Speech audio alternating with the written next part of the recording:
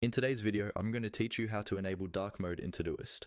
By the end of this walkthrough, you'll know exactly where to find the theme settings and how to switch your interface from light to dark with just a few clicks.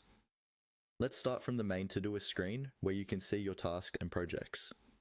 At the top of the app, look for your profile icon. Depending on your device and version, this might be a small circle with your initials or a generic user icon. It's usually located at the upper corner of the screen.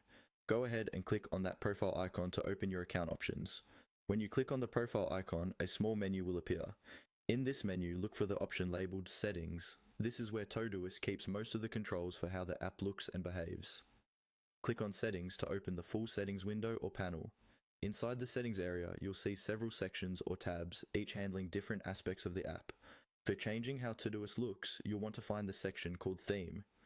This might appear as a tab near the top or as an item in a list on the side, depending on your layout.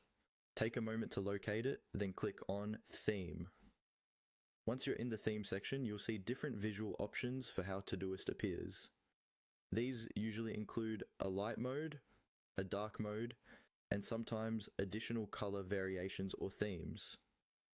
To switch to a darker interface that's easier on your eyes, especially in low light environments, look for the option labeled Dark. Now click on Dark. As soon as you do this, Todoist should immediately update its appearance. The background will shift to darker tones, and the text and interface elements will adjust to remain clear and readable. This change can help reduce eye strain, make nighttime use more comfortable, and in some cases may even help conserve battery life on certain devices. Before you close the settings, take a quick look around to make sure the dark theme is applied the way you like it. If for any reason you want to go back to the light look, you can simply return to this theme section and choose a different option. Once you're happy with how everything looks, you can exit the settings panel and continue using Todoist as normal, now in dark mode.